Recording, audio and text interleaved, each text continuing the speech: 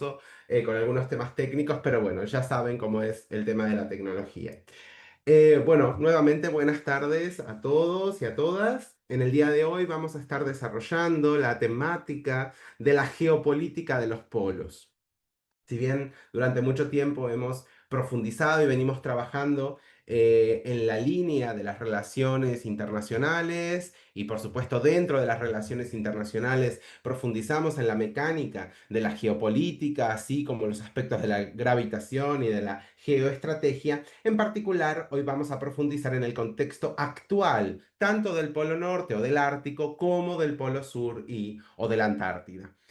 La idea es justamente poner en cuestión y ahondar y abordar las temáticas vinculadas a los polos. No son unos lugares muy fríos y nada más, sino que justamente en el panorama mundial contemporáneo, en la situación actual, cada vez cobran mayor importancia y mayor relevancia. Desde ahí es que justamente para mejorar y para aumentar o incluso proyectar mejor nuestra perspectiva y nuestro análisis de las relaciones internacionales, nos interesa incorporar esta perspectiva, la cuestión de los polos. Muy importante tener en cuenta, en primer lugar, que justamente es más que importante tener presente que ambos polos son diferentes. Muchas veces hablamos de polo norte, polo sur, como si fueran intercambiables, como si fueran elementos iguales, y no lo son. Muy por el contrario, se trata justamente de elementos diferenciados, fácilmente distinguibles por diferentes elementos, tanto por su división territorial, por sus usos, por sus fines, por sus objetivos, por los países que los componen o que están vinculados a o que solemos vincularlos, así como también, por supuesto, por su naturaleza jurídica. En este sentido, lo más importante del abordaje desde la geopolítica, nuevamente no vamos a hablar de los polos desde una visión histórica quizás o desde una visión geográfica, sino que nos vamos a centrar más que nada en la relevancia de los polos en tanto a la geopolítica, es decir, desde la vinculación y desde la proyección global de los polos en las mecánicas de las relaciones internacionales. Justamente es importante cómo se viene dando un reposicionamiento de los polos. Es decir, este conjunto, estos territorios pasan a cobrar mayor relevancia en el panorama mundial. Como decíamos, cuando trabajábamos las temáticas de posicionamiento geográfico, o cuando trabajábamos la temática de las rutas de comercio en el transporte internacional, claramente el dónde está ubicado muchas veces es muy importante y muy esencial en, en los cambios y en los reposicionamientos, reconfiguraciones que se van dando en las distintas dinámicas. Claramente no solo es una cuestión de coyuntura, sino también diferentes factores como las cuestiones de los avances tecnológicos, la incorporación de tecnología, de comunicación y también algunos elementos propios de la naturaleza. Es decir, vamos a profundizar en breve como la situación actual de los polos, que no es lo mismo que hace 50 años o hace 100 años. Entonces, en ese sentido, empezamos a dialogar con el ecosistema y con el espacio de los polos de una manera diferente. Además de otros elementos como son las crisis actuales que justamente impulsan a explorar, a explotar o incluso a revitalizar, por decirlo de alguna manera, la figura de los polos en perspectiva al choque de intereses y las políticas exteriores de diferentes países. En ese sentido, la coyuntura cambiante de los polos, especialmente del Ártico, es importante tener presente que si bien podemos distinguir muy bien el polo norte del polo sur, es clave ser conscientes que el análisis es diferente. Algunos autores hablan de que son eminentemente diferentes, mientras que en lo particular yo considero que son etapas temporales. El polo norte se encontraría, como dijéramos, en el presente, mientras que el polo sur se encuentra en el futuro. Lo que quiero decir con esto es que si bien los problemas, los desafíos y los riesgos que nos presenta el Polo Norte hoy, y así como su potencialidad estratégica en la geopolítica del Ártico, perfectamente puede ser lo que nos acontezca en el futuro o lo que suceda en el medio plazo en la geopolítica de la Antártida. ¿Ok? Entonces, en ese sentido, Podemos verlo desde una perspectiva meramente de elementos geográficos, políticos y de división territorial, o si no, lo podemos ver desde la perspectiva temporal. Lo interesante en esta coyuntura cambiante, como les decía, es que actualmente vemos y se va demostrando cómo cobran mayor relevancia la situación y el desarrollo de las relaciones internacionales en materia y en vinculación con los polos, con esas regiones bien al norte, bien al sur, que cada vez se nos hace pequeño el mundo, podríamos decir, cada vez es más fácil dar la vuelta al mundo, entonces cada vez necesitamos que cuando digo necesitamos, me refiero a la industria, el comercio internacional, la explotación de recursos, las dinámicas políticas y geopolíticas requieren de mayor espacio, mayor lugar para desarrollarse. Entonces, en ese sentido, esos lugares que eran cada vez eran muy inhóspitos, cuyo hábitat era sumamente complejo para la vida, para el desarrollo de cualquier tipo de industria, etcétera, cada vez resulta relativamente más sencillo de acceder por, como les decía, por la tecnología y por otros avances. En ese sentido, es muy importante entender cómo se empieza a dar un viraje y una, como les decía antes, reposicionamiento. Si quizás hace 100 años no hablábamos de los polos, no era algo relevante, no estaba en la agenda, por decirlo de alguna manera, no era prioritario, ni mucho menos. Ahora empezamos a ver cómo cada vez es más crucial el rol de los polos en estas dinámicas geopolíticas y en la proyección de los distintos estados, especialmente los estados con alta gravitación, los que tienen alto nivel de influencia. Entonces, en ese sentido, no solo impacta de forma directa en las dinámicas de gravitación o de influencia de los países, sino que también de forma derivada, es decir, en el planteo de nuevas alianzas. Ya no solo vamos a tener los países vinculados a los polos de forma directa, ya sea porque son ribereños, cercanos a los polos o porque tienen reclamos territoriales, lo vamos a ver, sino también otros países que entran dentro de las dinámicas multinivel que justamente empiezan a imprimir sus intereses y sus proyecciones en relación a alguno de los polos.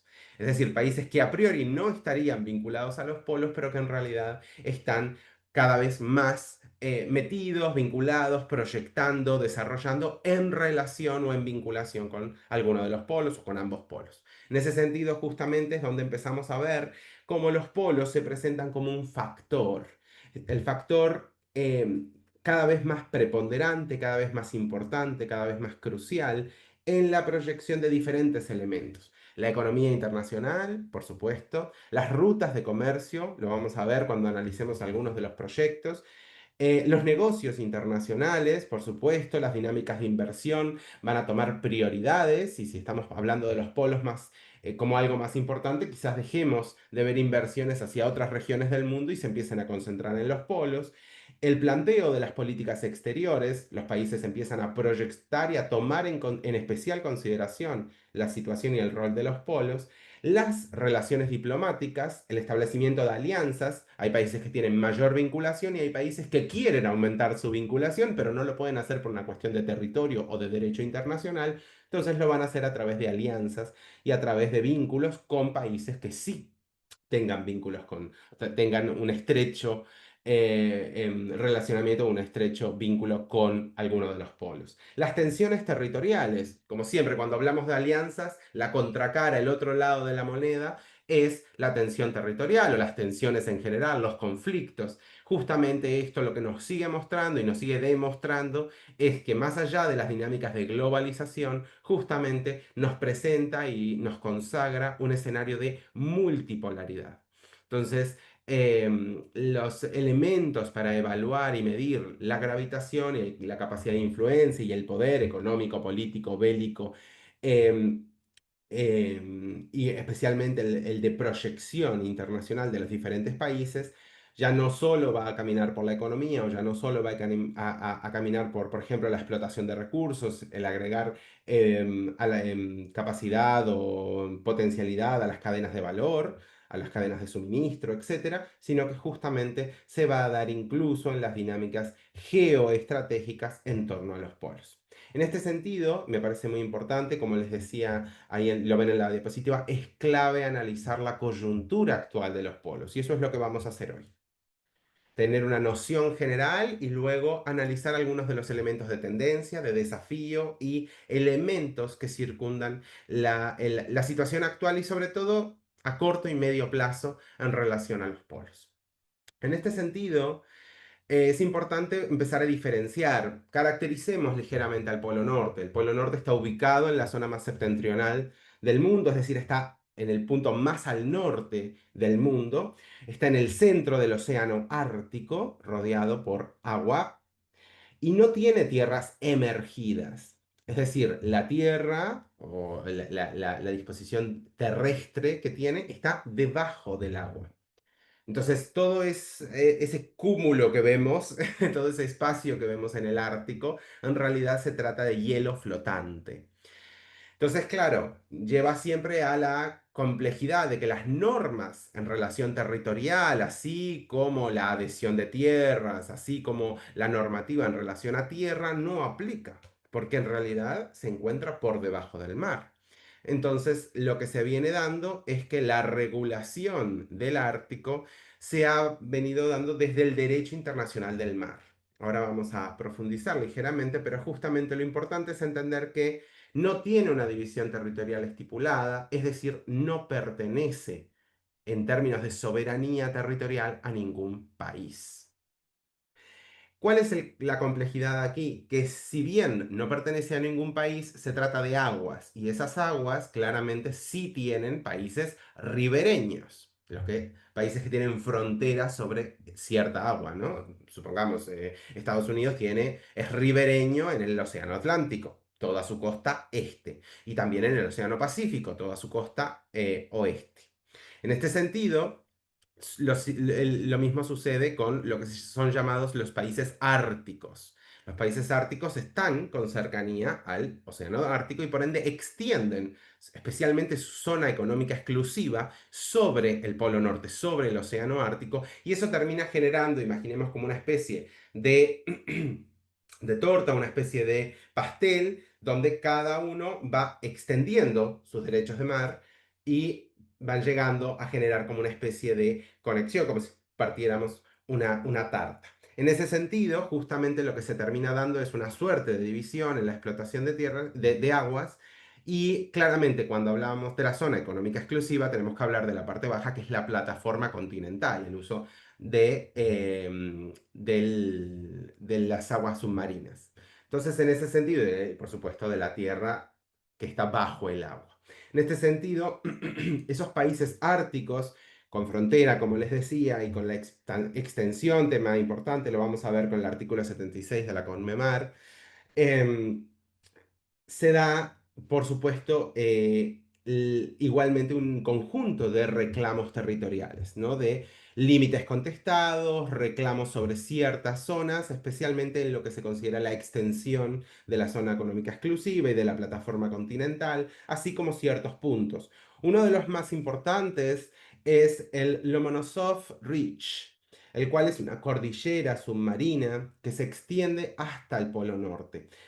La característica de al ser una cordillera es que justamente no es reclamada por un solo país, sino que conecta varios de esos países árticos, entre los que corresponde destacar a Rusia, Dinamarca, por extensión desde Groenlandia, recordemos que Groenlandia pertenece a Dinamarca, y después Canadá. Canadá no solo tiene reclamos sobre esta cordillera, sino que también sobre el paso del noroeste, reclamos que también comparte con Estados Unidos desde la extensión de Alaska.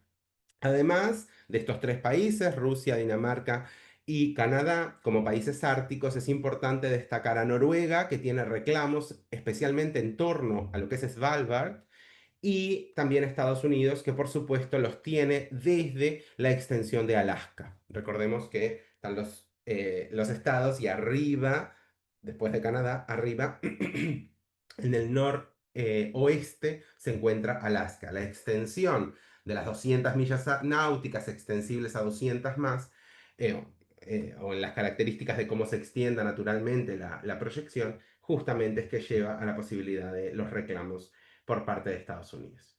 La Convención de las Naciones Unidas sobre el derecho del mar es el que reconoce justamente el mar regula algo que ya les vimos, les recomiendo la clase donde se habló del derecho internacional en materia del mar, y se habló de, bueno, mar territorial, zona contigua y zona económica exclusiva. Por supuesto, en el lecho del agua y por debajo estamos hablando de la plataforma continental.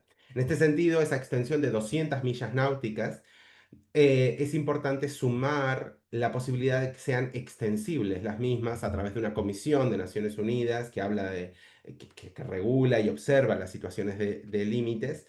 En el artículo 76 de esta convención se regula y se admite esa posibilidad y de hecho, desde los años 2000 hasta la fecha se vienen dando reclamos por parte de Rusia, Dinamarca y Canadá justamente en esa lucha por la soberanía del fondo oceánico en torno al Polo Norte. Esa tendencia plantea evidente las tensiones que hay entre estos países árticos y tensiones territoriales y tensiones en la pretensión del uso del Ártico, porque no es lo mismo tener contacto desde el agua a tener realmente la soberanía sobre el mismo con todas las características regulatorias en materia de normas y principios del derecho internacional público. Entonces, en ese sentido, es muy importante tener presente que si bien aún no hay una resolución final, sí existen esas tensiones, esos límites contestados, esas disputas territoriales, además que la Convención de Naciones Unidas sobre Derecho del Mar no está ratificada por Estados Unidos. Eso claramente lleva a que esos grandes países, esos grandes 5 países árticos, si bien hay más árticos, estos son los que están en disputa, claramente no vemos un espacio común, un foro común donde puedan resolverse los distintos elementos. Importante, una errata es con B, mar, con una M, no un punto y coma. Es un error, es una errata. ¿Sí? En este sentido, lo importante, más allá de entender, como les decía, ese polo norte está, por supuesto, al norte, el Ártico en el centro del océano Ártico es hielo, por ende lo regulamos desde las cuestiones en términos de agua o de mar. Sí que cada vez tiene un elemento estratégico más importante, de ahí la geopolítica del Ártico. Se trata de una zona estratégica clave en la actualidad y en base a 3 elementos es estratégica. Al deshielo progresivo, por supuesto, en relación, así se ha venido estudiando, en relación al cambio climático y el calentamiento global, hemos visto cómo progresivamente y cada vez, de hecho, con un ritmo más acelerado, se ha venido dando un deshielo. Eso ha permitido que ciertas zonas, ciertas regiones se han visto habilitadas para poder pasar, ¿sí? Estableciéndose nuevas rutas marítimas y también el acceso a zonas que son ricas en recursos. Cuando estoy hablando de recursos, me refiero a ciertos recursos naturales que no son solo recursos naturales, sino que son recursos naturales estratégicos. Les remito a la clase donde estuvimos analizando hace cosa de un mes la figura de los recursos estratégicos. ¿Por qué? Porque estas reservas de recursos estratégicos no son menores. Estamos hablando que se estima que entre aproximadamente el 13% del petróleo mundial y el 30% del gas natural que aún no ha sido descubierto, se encuentra o se estima que se encuentra en el Ártico. Entonces estamos hablando de enormes yacimientos, enormes reductos donde se encontrarían esos recursos naturales y claro, el que tenga acceso a los mismos o el que pueda explotarlos y el que pueda controlarlos va a tener un aumento de gravitación, un nivel y un aumento de poder y de influencia a nivel internacional muy grande. Entonces es un objetivo estratégico clave. Y a esto se le suma además la ubicación geoestratégica. No estoy hablando de países menores, todos los que estoy hablando son países de alto nivel de gravitación, países muy importantes situados en el norte global, que justamente presentan estas características. Estados Unidos, Rusia, Canadá, Dinamarca, etcétera, donde están los bloques europeos, tenemos las características de Eurasia y por supuesto del Norteamérica.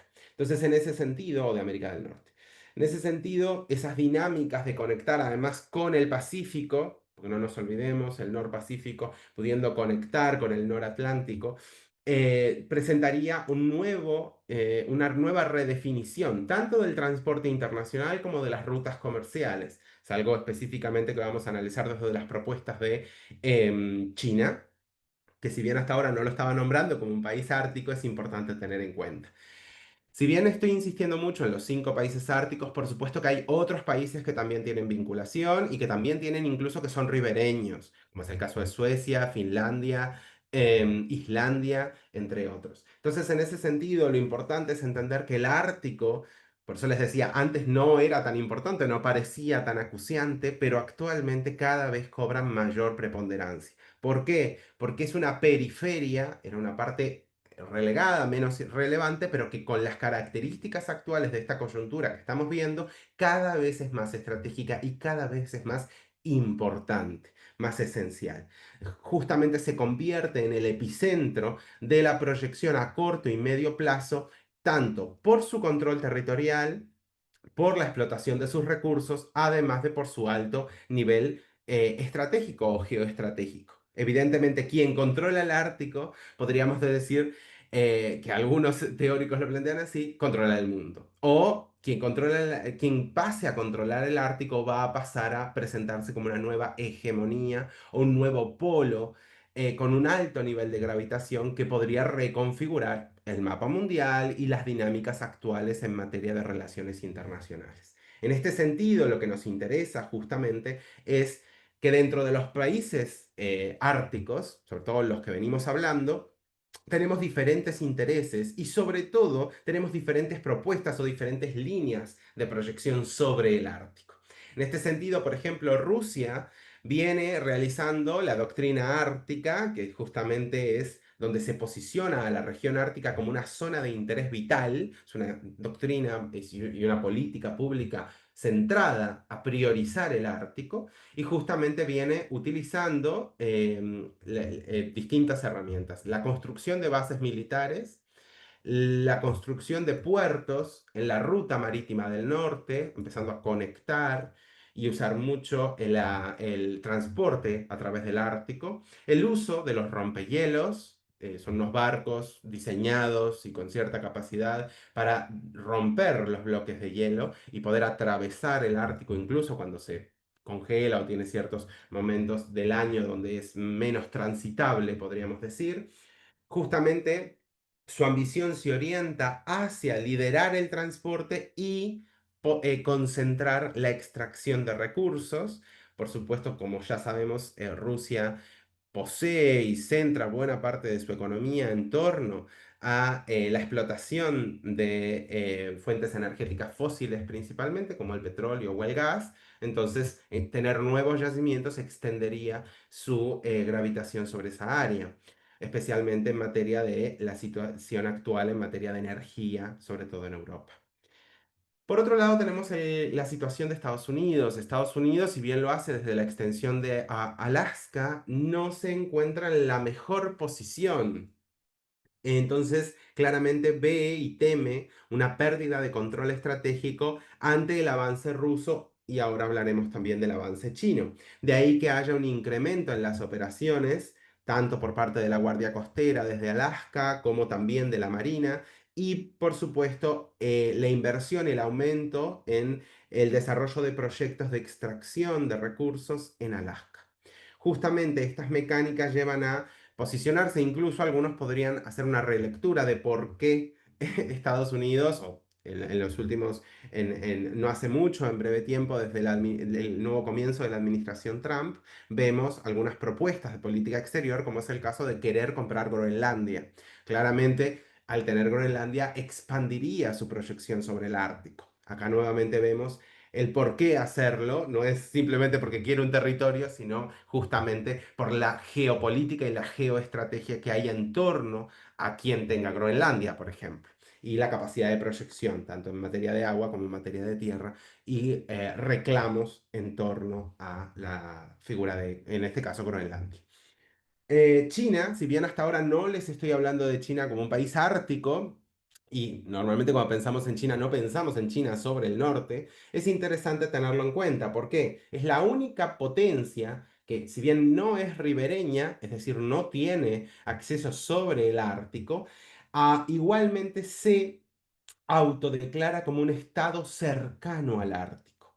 Esta declaración es una declaración de intenciones y también de intereses, porque justamente centra sus intereses en dos elementos, las rutas comerciales y el acceso a los minerales. Entonces, no lo va a hacer exclusivamente, o sea, no lo va a hacer directamente, porque no tiene la línea, el posicionamiento geográfico, pero sí lo va a hacer en relación a otros países árticos. Entonces, en ese sentido, va a implementar justamente muchos proyectos de inversión, tanto en Groenlandia como en Islandia. También va a diseñar y viene trabajando mucho con las rutas comerciales. Ahora lo vamos a ver también en su diálogo y en sus alianzas con Rusia, en su iniciativa de la ruta del Belt and Road, tiene la iniciativa del Silk Route, ¿ok? O Road, que justamente es reposicionar la nueva ruta de la seda, pero en el Mar del Norte, pero en el Ártico. Claramente hay estimaciones donde conectar el Pacífico, actualmente el Pacífico, con Europa lleva unos 2 meses, mientras que conectar el Pacífico desde China por el norte con Europa, las partes norte de Europa, podríamos estar hablando de reducir esos tiempos fácilmente en una quincena. Esto redefiniría en buena medida los costos, los elementos en materia de comercio y redefiniría los tiempos de entrega, la posibilidad de proyectar hacia todavía más como el gran espacio tanto de suministros como proveedor de materias primas y también de manufacturados. Entonces esto reconfiguraría buena parte de las dinámicas de las rutas comerciales y del transporte internacional. Por parte de Dinamarca, tenemos otra situación y es la presencia de ciertas tensiones, ya que toda su proyección sobre el Ártico se basa en Groenlandia. Si bien Groenlandia pertenece a Dinamarca, es verdad que se ve un independentismo creciente, mayor cuestionamiento sobre los vínculos de Groenlandia en relación a Dinamarca, la posibilidad de Groenlandia de independizarse o cierto nacionalismo, aparte de, por supuesto, ciertas propuestas como el caso de Estados Unidos queriendo comprarla. Más allá de hasta dónde lleguen estas dinámicas o estas propuestas políticas, que algunas pueden incluso entrar en la política local o en las políticas subnacionales, es muy interesante justamente incluso otras propuestas, como el caso de China, queriendo instalar una base militar, la cual al final no se dio, pero bueno, ahí vemos como diferentes actores, diferentes países queriendo participar en estas dinámicas geopolíticas ven y posicionan a Groenlandia especialmente no del todo bien gestionado, o con cierta dificultad en relación a su gestión o a su administración por parte de Dinamarca. Entonces, esto lleva a disputas por los recursos y a un debilitamiento de la presencia de Dinamarca sobre la región y sobre sus pretensiones árticas. Y por último, Noruega. Noruega centra muchos de su línea y su retórica incluso sobre la cuestión como les decía, bueno, los reclamos en torno a Svalbard no son exactamente iguales a los otros, su pretensión a priori no parece tan grande y es verdad que centra buena parte de sus líneas y sus acciones sobre cuestiones medioambientales y científicas, pero justamente ante cierta perspectiva y cierta imposibilidad de proyectar, además de ciertas alianzas que vamos a ver, se ha potenciado más la presencia de la OTAN con la base ártica en el norte de Noruega. Justamente se refuerza la cooperación militar y la vigilancia desde lo que se llama el flanco norte europeo. Entonces, en esas tensiones, esta geopolítica, esa estrategia que rodea la figura del Ártico, es que entramos en la figura de los desafíos del norte. Como les decía, hablábamos de una zona fría que a veces ni pensamos, no la miramos mucho en el mapa. Hay mapas que ni siquiera la muestran, pero cada vez es más importante. La figura del Polo Norte cada vez resulta más relevante para analizar las circunstancias, no solo actuales, sino hacia dónde vamos. Ahí es donde está la clave. Luego lo veremos mejor, pero es muy importante. Como les decía antes, hay muchas formas de analizar los desafíos y muchas formas de abordar esta dinámica, pero como les venía diciendo, una posibilidad en términos de clasificación y de tratar el tema es el tema de las alianzas. En este sentido, Las alianzas y los diferentes países ribereños se congregan en torno al Consejo Ártico. Todos los países árticos a priori pertenecen al famoso Consejo Ártico. El gran problema, en el cual por supuesto tenemos a Canadá, Rusia, Estados Unidos, Dinamarca, Noruega, Suecia, Finlandia e Islandia, pero el problema es que después del conflicto de Ucrania y Rusia, después del 2022, ha quedado suspendido, ha quedado congelado. La característica del Consejo Ártico es que a priori se concentra en términos de administración y de gestión y puede servir como lugar común para todos los países árticos, con reclamos o sin reclamos, y justamente centra su trabajo o su finalidad en torno a la cooperación ambiental y científica. Esto siempre es bueno que haya foros comunes, espacios comunes para justamente ir trabajando, ir desarrollando las mecánicas en torno a el diálogo o en torno a la posibilidad de la solución pacífica de controversias, como lo hemos venido viendo desde los principios rectores del derecho internacional público. Claramente, luego del 2022, con el congelamiento del Consejo Ártico y una suerte de distensión, además de un distanciamiento, ha potenciado las tensiones. Ahora lo vamos a ver en los siguientes posicionamientos y alianzas, que justamente vemos en el caso de la Alianza Ártica, vemos una creciente participación por parte de China. Pero claro, si decíamos que China no es un país ártico per se, ¿cómo genera esa participación? Bueno, justamente lo va a hacer principalmente con cooperación logística y con inversión, tanto en elementos de energía como también de participación militar y de transporte. Lo hará mucho en relación con Rusia y va a venir y se viene viendo cómo va financiando proyectos rusos tanto en Siberia como en el Ártico. Además de lo que ya les mencionaba, pretensión de una base militar en Groenlandia, participación de proyectos tanto en Islandia como en Groenlandia. Entonces, esas dinámicas donde China cada vez participa más o está más presente en el Ártico, muestra sus intereses y su proyección. Además de particularmente esta alianza rusa y China, que genera la reacción y que por supuesto genera una desestabilización, una tensión por el otro bloque, podríamos decir, que sería el bloque de la alianza, que es una alianza a priori, podríamos llamar bélica, armamentística o al menos altamente militarizada, porque se materializa en el marco de la OTAN, ¿sí? La Organización del Tratado del Atlántico Norte claramente está ampliamente vinculada territorialmente en su campo de acción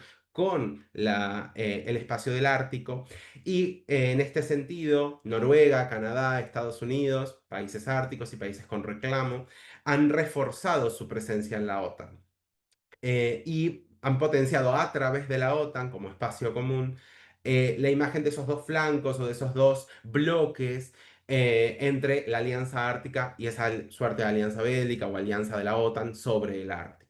En ese sentido, algunas de las acciones que vienen haciendo desde el 2020 en adelante, ya lo vemos en el 23, en el 24, la incorporación de Finlandia y de Suecia a esta organización, a la OTAN, también la potenciación y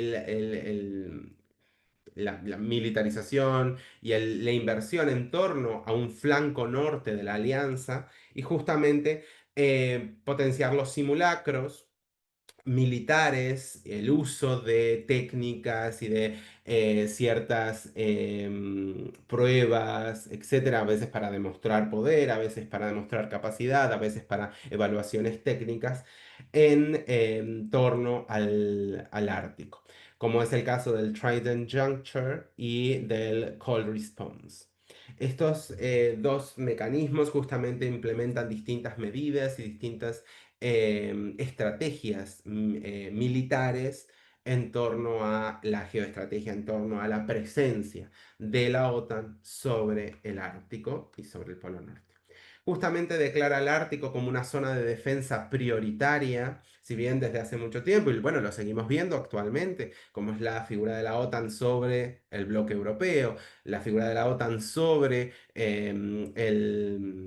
bueno, por supuesto, sus dinámicas entre la parte oriental y occidental de Europa, sobre la parte norte de Oriente Medio, etcétera. O sea, las dinámicas del Atlántico, un Atlántico extendido, pero que justamente presentan esas dinámicas, se centrarían y mirarían más que nunca hacia el norte, hacia el Ártico. Entonces, en ese sentido, vemos el escenario que les planteaba antes, las características, un deshielo cada vez más acelerado, con la apertura ya no solo transitoria, temporal o durante más periodo de rutas comerciales o de rutas marítimas, sino permanente de rutas marítimas y por ende la carrera para ver quién es capaz o qué potencia se asegura el control de esas rutas.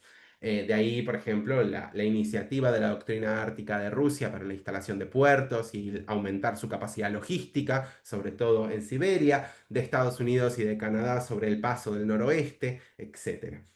La figura del antiguo estrecho de Bering, entre otras características. A esto se le suman otros elementos, el aumento de la demanda de recursos y la creciente crisis energética. Cada vez necesitamos mayor cantidad de energía, cada vez vemos, por supuesto, si bien estamos en un proceso de transición donde hablamos de elementos más sostenibles, el uso de energías renovables, seguimos viendo una enorme presencia y una enorme dependencia sobre los recursos no renovables, especialmente el petróleo y el gas natural, y ante la acuciante y la compleja situación de la crisis energética, como venimos viendo en Europa, la posibilidad de encontrar nuevos espacios, nuevos yacimientos, nuevos lugares para explotar estos recursos, claramente quien tenga estos recursos cuenta con una ventaja estratégica enorme.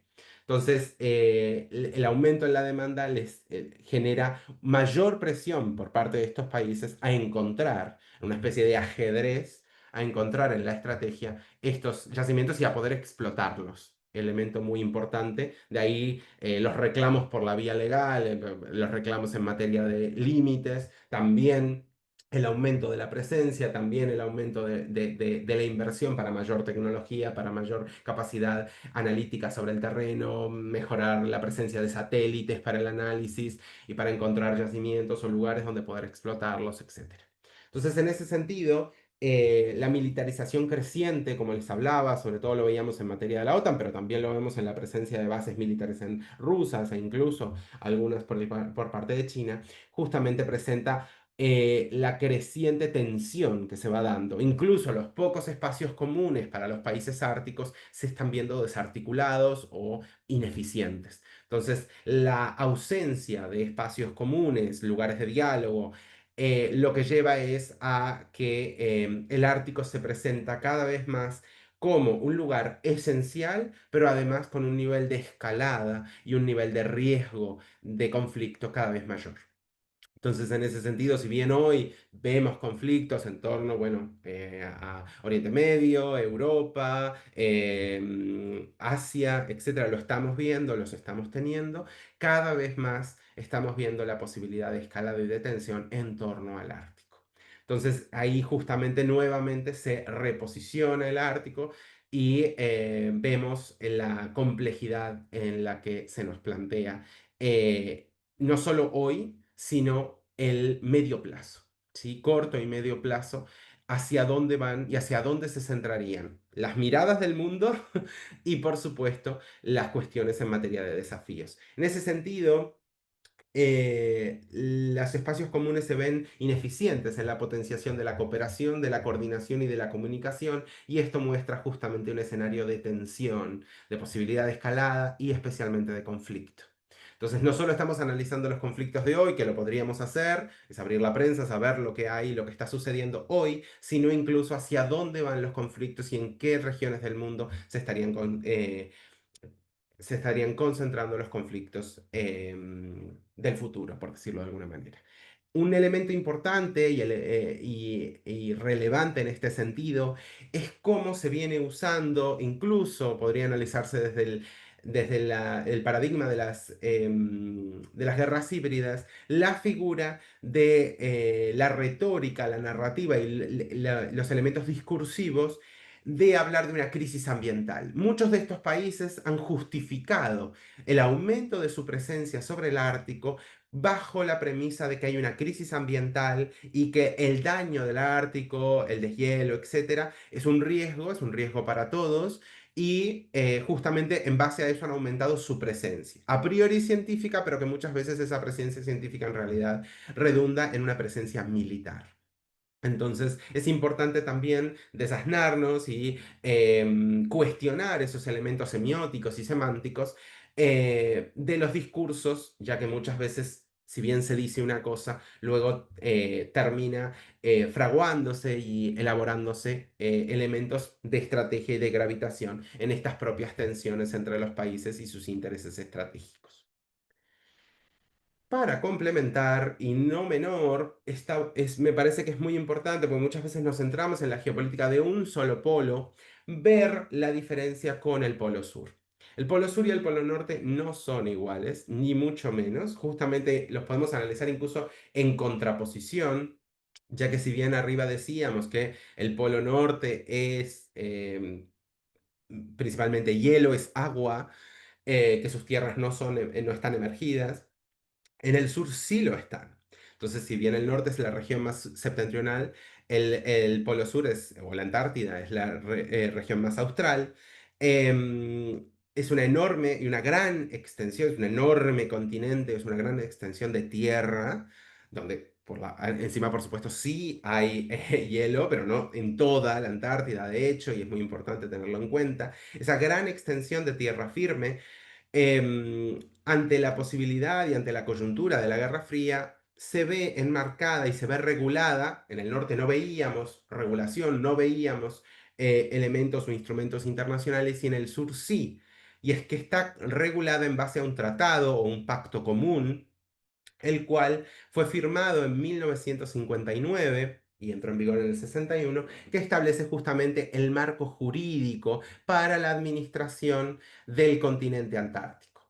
Es decir, si bien en el norte veíamos reclamos, no es que en el sur no los haya, pero en el norte encontrábamos una cuestión mucho más tensionada. En el sur parece, y desde ya hace bastante tiempo, la figura de un acuerdo común, donde hay una regulación, hay un marco jurídico, y hay ciertos elementos que declaran las características del Polo Sur. En este sentido, el continente antártico em, presenta, si bien como les decía, una enorme extensión de tierra, una gran cantidad de reclamos territoriales. Y decíamos arriba, los reclamos territoriales son fuente de tensión. En el sur, no es que no lo sean, pero es verdad que operó de cierta manera la figura del Pacto Antártico.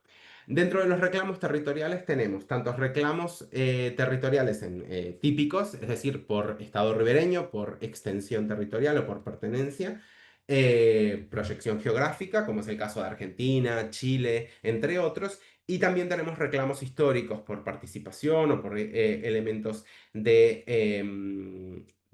elementos históricos de haberse establecido, de haber participado en elementos de investigación en la Antártida y de haber tenido expediciones a la Antártida, etcétera, como es el caso de Estados Unidos. Entonces, en ese sentido, el Pacto Antártico lo que hace y surge, es muy importante entender la dinámica y el momento en que surge el Pacto Antártico, es en el marco de la Guerra Fría, ese momento bipolar del mundo donde las tensiones eran enormes y crecientes y sobre todo la dinámica de los conflictos periféricos. Lo que se estableció, se vio como una necesidad era detener la progresiva militarización de la Antártida y que la Antártida fuera utilizada como una especie de campo de batalla. En ese sentido, lo que se hizo, y por eso se establece este pacto antártico, es justamente determinar tres elementos clave. Primero, que los reclamos territoriales quedan suspendidos, no son negados, no son resueltos, quedan como congelados. Hablar de un polo y de congelación queda muy en sintonía. Justamente, quedan suspendidos. Si el día de mañana dejara de haber pacto antártico o se resolviera el pacto, esos países seguirían manteniendo sus reclamos, pero actualmente reconocen al ser parte del Pacto Antártico de que no opera reclamar esos elementos. Más allá que después de lo discursivo podríamos entrar en el análisis de Argentina, en el análisis de otros países que siguen hablando de la Antártida o de sus reclamos, cuando en realidad han firmado un pacto en el cual quedan suspendidos esos reclamos de momento. Otro elemento importante es que la Antártida pasa a ser declarada territorio común. Cuidado, muchas personas se confunden y dicen que es territorio común de la humanidad. No, la Antártida no es territorio común de la humanidad. La Antártida es territorio común de los estados parte del Pacto Antártico. Todos los estados que son miembros o parte del Pacto Antártico, ya sea fundadores o que después pasaron a ser consultivos o que pasaron a adherirse al Pacto Antártico, son países miembros y por ende la Antártida, más allá de que podamos tener bases o lo que sea de distintos países, en realidad la Antártida es una sola, no se divide, no está partida, ni hay ningún elemento territorial o de soberanía sobre la Antártida. ¿Sí? Es un territorio común. Y lo importante es, bueno, es un territorio común, pero ¿para qué sirve la Antártida? ¿Cuáles son los fines de la Antártida? En ese sentido, lo más importante es aclarar que dentro de las disposiciones del Pacto y del Tratado Antártico se estipula que justamente se utilizará la Antártida exclusivamente para fines pacíficos y científicos.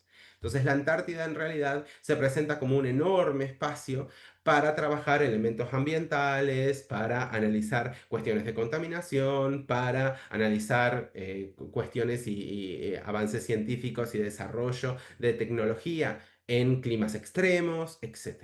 Entonces, en ese sentido, los países fundadores del Pacto Antártico son Argentina, Australia, Bélgica, Chile, que ya lo mencionaba, Francia, Japón, Nueva Zelanda, Noruega, Reino Unido, Sudáfrica, Rusia y Estados Unidos. Estos son los fundadores. Posteriormente se han incorporado muchísimos otros países, China, India, Uruguay, entre otros tantos, que han participado y participan constantemente como países de pleno derecho en este fin, es decir, en los fines pacíficos y científicos especialmente de la Antártida. Aquí vemos la gran diferencia con el Polo Norte. Entonces, en este sentido, cabe destacar la prohibición de las actividades militares salvo por cuestiones logísticas, la promoción de la cooperación científica, la prohibición de explosiones nucleares, aunque fueran por fines científicos, no se puede utilizar y tampoco se puede utilizar la Antártida para el almacenamiento de residuos radioactivos. Además, se estipula un conjunto de órganos. Como les decía, en el norte no vemos espacios comunes, no vemos foros comunes donde se puedan establecer o darse esa comunicación entre los miembros o entre los países árticos.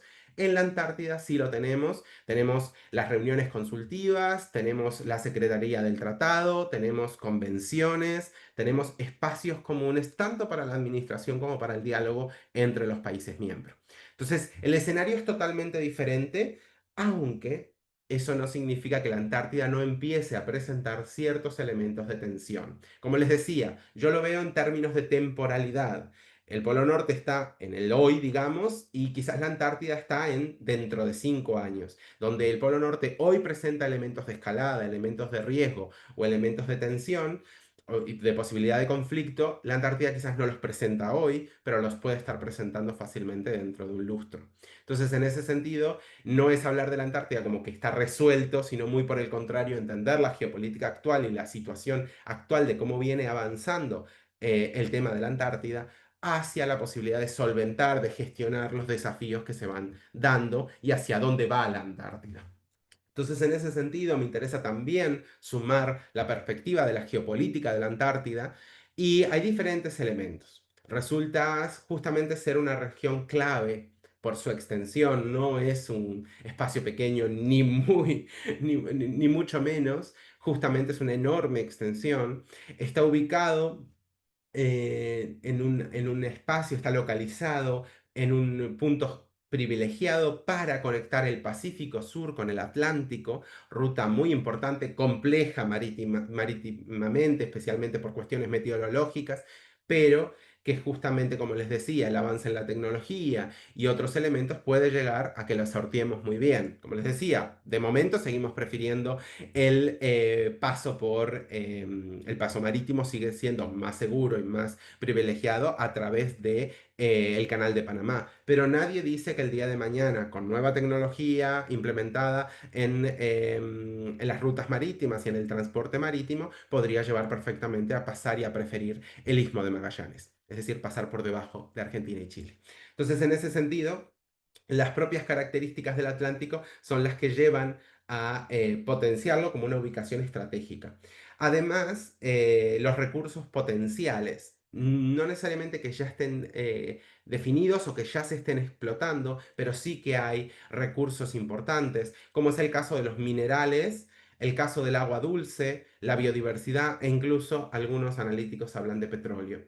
Entonces, nuevamente, la lucha por los recursos de manada menor, especialmente el agua dulce, es una cuestión importante. El valor científico, el clima global, la observación astronómica, la geología, son elementos clave que se están dando, pero que justamente a mayor sea la presencia y mayor sean los avances, antes voy en la carrera. Recordemos que esto es como una especie de carrera, así funciona la gravitación.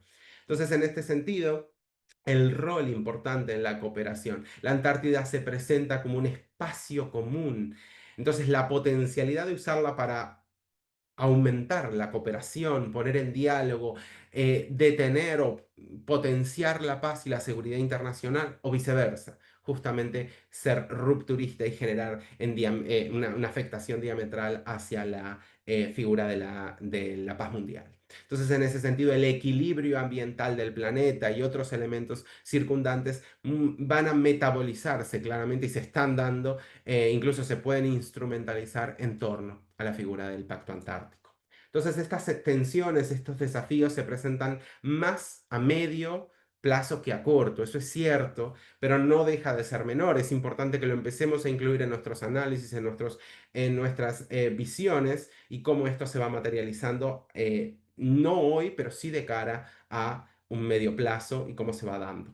Me parece muy importante que si bien es verdad que la situación del norte es mucho más acuciante, mucho más imperiosa en la actualidad, no es menor que tengamos y trabajemos en perspectiva con las circunstancias y la situación del sur.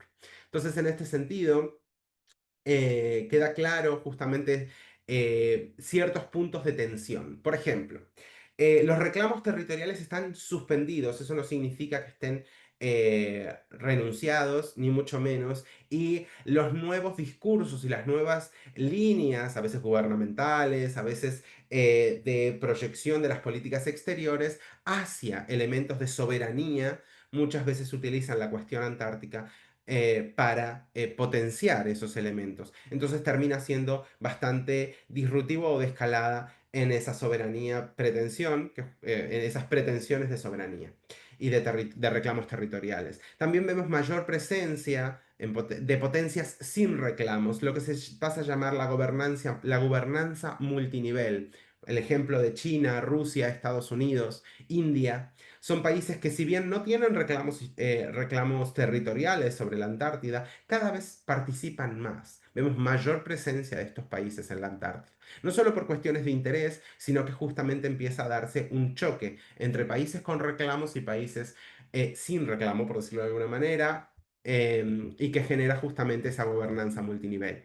También vemos cómo se van manteniendo las bases científicas permanentes, pero el uso sobre las instalaciones científicas muchas veces se empieza a generar como una especie de potencia dual. ¿Qué quiero decir? Logísticamente, muchas bases necesitan personal militar, ciertos elementos militares, pero que en realidad orientan sus elementos científicos a potenciar áreas militares o elementos armamentísticos, entre otros.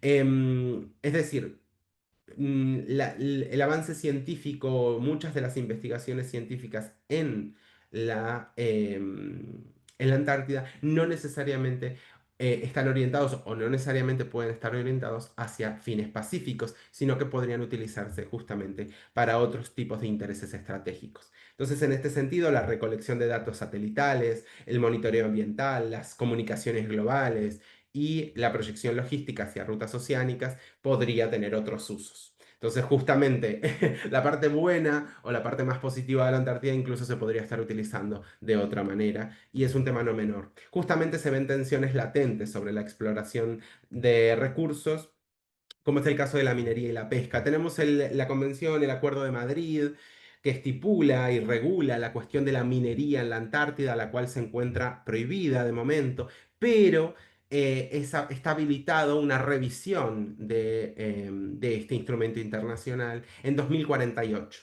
Y es donde muchos analistas y muchos expertos consideran que pasaría a haber una revisión y empezar a haber una explotación minera de la Antártida. Esto claramente no solo impacta ambientalmente, sino que presenta un nuevo escenario de explotación y de tensión claramente entre los distintos países.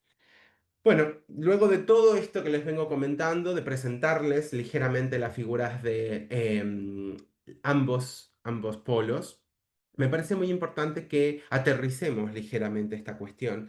Y es que no estamos hablando de regiones simples, ni muy por el contrario, son los nuevos escenarios hacia la tensión y a ciertos conflictos. Claramente podemos analizar los conflictos actuales, podemos analizar la cuestión de Ucrania-Rusia, Palestina-Israel, Pakistán-India, etc. Los conflictos no son un elemento nuevo en las dinámicas de las relaciones internacionales, pero es verdad que es muy rico y muy importante incorporar en la perspectiva y en el análisis de las políticas internacionales como también de las políticas exteriores, recordemos que no son lo mismo, también otros elementos hacia dónde van los objetivos. Y aquí justamente lo que se viene dando y desarrollando en torno a otras regiones del mundo. Ahí es donde se enriquece esta temática, ya que justamente porque el escenario sobre el que se están planteando futuros conflictos, o por lo menos futuras pretensiones, esta suerte de carrera por los distintos países para tener control o poder explotarlos, se centran en la figura de los polos. En el norte se me ocurre dejar dos cuestiones para reflexionar, para pensar y también para abordar la bibliografía que luego les dejo. En el norte se me ocurre la siguiente pregunta y ¿es el Ártico el espacio esencial de cooperación científica y ambiental para gestionar el cambio climático? ¿Lo es? ¿O en realidad justamente es el próximo gran tablero de rivalidad geopolítica? Eh, Cada vez se me queda más corta la pregunta porque cada vez se presenta más como una tensión geopolítica, pero bueno, es importante tenerlo en perspectiva. Algunas organizaciones internacionales, algunos organismos en torno a la solidaridad internacional justamente intentan potenciar esa cooperación científica, aunque cada vez se presenta con mayor tensión. Por otro lado, la Antártida, como les digo, considero que tenemos un poco más de tiempo, pero no por eso deja de ser importante y ¿es la Antártida el último territorio verdaderamente global y cooperativo o una bomba de tiempo geopolítica latente bajo el hielo? Les dejo esto para que lo reflexionen. Geopolítica y cooperación puestas en coordinación y puestas justamente en oposición al análisis sistemático de las relaciones internacionales. Como siempre, para quien quiera profundizar, este es un tema enorme, muy condensado, el tiempo es tirano, como ya saben. Les dejo, por supuesto, la bibliografía para que puedan profundizar, para que puedan analizar más en concreto los distintos elementos. Y como siempre, muchas gracias por su atención. Si hay algún comentario, alguna pregunta, cualquier elemento, Leonardo, adelante. Gracias. Nada, pues excelente clase como siempre, Gonzalo, y en efecto, pues vamos a dejar unos minutos más para cualquier persona que desea hacer algún aporte o tenga alguna pregunta sobre el tema discutido en la tarde de hoy, así que pueden levantar la mano a través de la aplicación de Zoom o utilizar el chat. Adelante.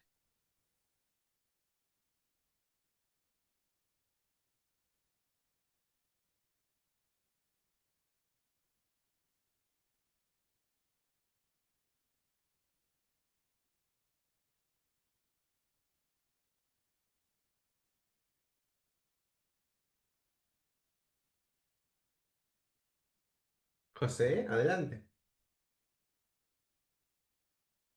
Buenas tardes, Gonzalo. Muchas Buenas gracias tardes. siempre por tus conocimientos, muy bien explicado. Te tomas el tiempo para poder ilustrarnos. A mí Un solo me placer. queda la duda Sí. de solicitarte una ampliación con respecto a la gobernanza del Polo Norte, Ajá. donde pues, hay muchos países, como tú muy bien lo has explicado, que tienen sus intereses y son varios pues los que gobiernan, digamos, ese territorio. Sí, Pero, podríamos decirlo así. No sé si es la mejor palabra, pero sí, entiendo lo que quieres decir. ok, ok. Entonces, ante eso, la pregunta sería, bueno, ¿quién lidera?